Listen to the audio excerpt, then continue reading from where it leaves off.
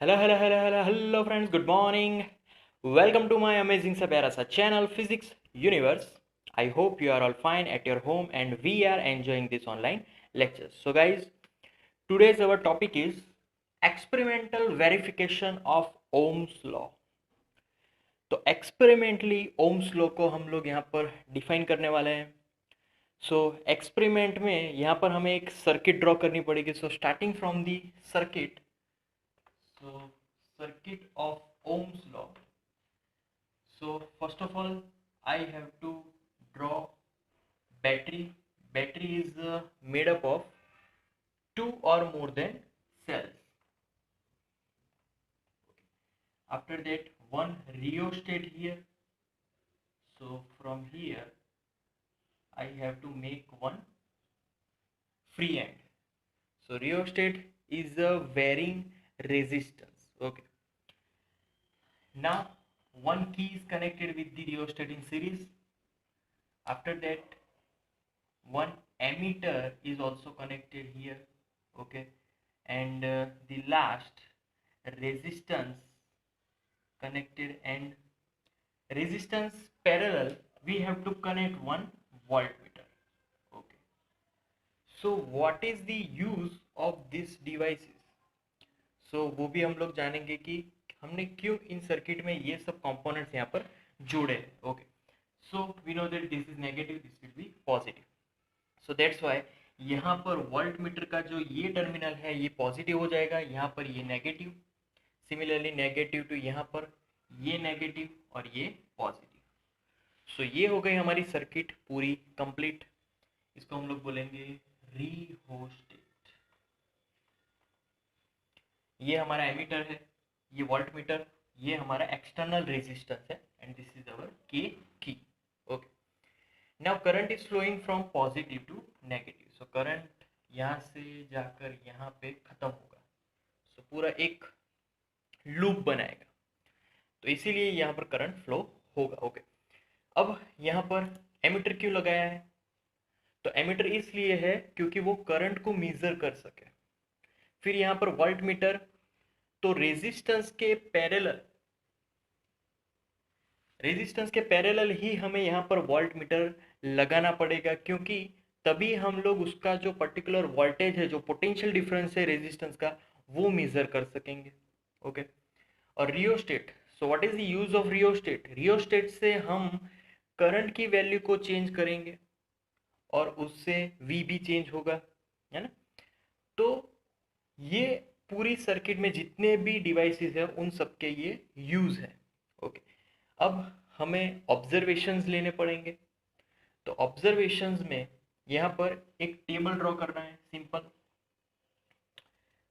यहाँ पर उसके जो सीरीज नंबर है वो आ जाएंगे, कितने ऑब्जर्वेशन लेने, 1 2 3 अप टू 5 तक भी ले सकते हैं. ओके, आफ्टर दैट यहाँ पर वोल्टेज. तो पहले हम लोग वोल्टेज को चेंज कर रहे हैं with the help of rheostat, क्योंकि रियोस्टेट से दोनों कंट्रोल होंगे. सो वोल्टेज के अकॉर्डिंग करंट भी चेंज होगा according to Ohm's law, because V is proportional to I. Simple. So V change होगा, उसके अकॉर्डिंग I भी चेंज होगा, and after that we find V upon I that is equal to R. It is constant, it is called resistance. तो V upon I के हिसाब से यहाँ पर रेजिस्टेंस हमें सब ऑब्जर्वेशन के मिलेंगे. सो ये हमारा एक ऑब्जर्वेशन टेबल रेडी हो गया. बट ग्राफिकली आर को अभी मुझे फाइंड करना है कि ग्राफिकली कैसे फाइंड करेंगे. तो सिंपल, ये जो हमने ऑब्जर्वेशन लिए उसमें यहाँ पर ग्राफ ड्रॉ कर देना है. ग्राफ कैसे ड्रॉ करेंगे? तो सपोज के न्यूमरेटर में v है यहाँ पर इक्वेशन में, तो हमारा y एक्सिस में v लेना है. डिनोमिनेटर में i है, तो यहाँ पर x एक्सिस में i. ओके, सो ऑब्वियस है कि हमारा जो ग्राफ है, जैसे ही हम लोग रियोस्टेट को चेंज करते जाएंगे v मिलेगा, v भी चेंज होगा, उसके अकॉर्डिंग i भी चेंज होगा. तो दोनों एक दूसरे के प्रोपोर्शनली चेंज हो रहे हैं.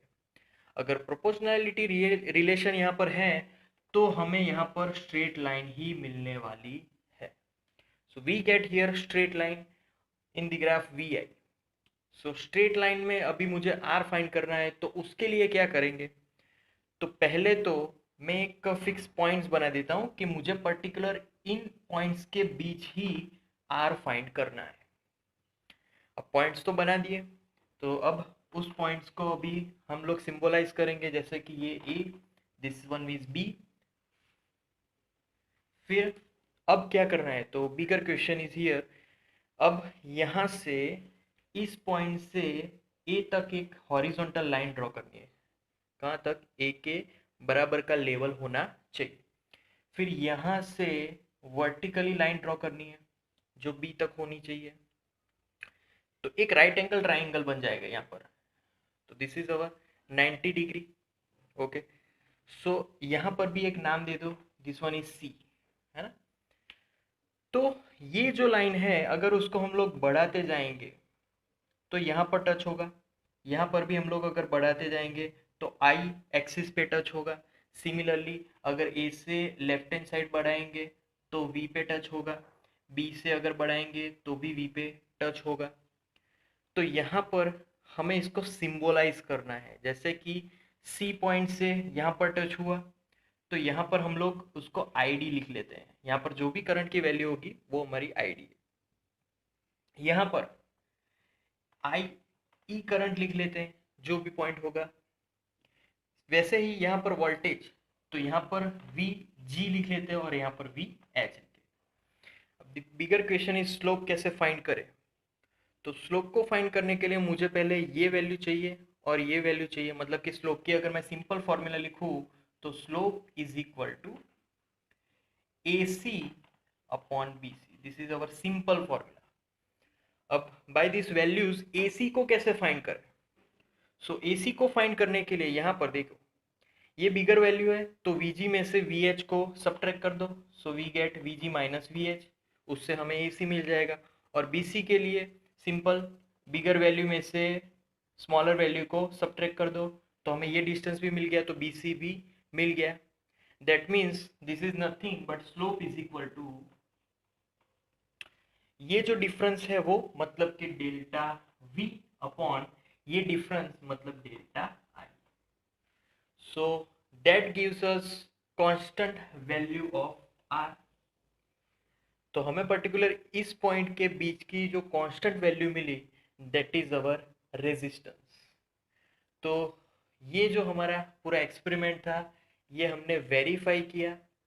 कैसे वेरीफाई किया? एक्सपेरिमेंटली वेरीफाई किया, सर्किट के यूज से पूरा एक्सपेरिमेंट हमने वेरीफाई कर दिया है। और फिर ऑब्जर्वेशन लेके उसका स्लोप भी फाइंड किया। ये जो आर की वैल्यू होगी वो भी वहां पर आर की वैल्यू मिलेगी। अगर दोनों अप्रोक्सीमेटली अगर सेम होगी तो हमारा पूरा एक्सपेरिमेंट सक्सेसफुल रहा। क्लियर? सो ये हमारा था experimental verification of Ohm's law circuit. So that's it for today guys. That's our topic, experiment verification of Ohm's law. Thank you so much for viewing my video lectures till the end. That means a lot to me. Please like my videos and subscribe my channel.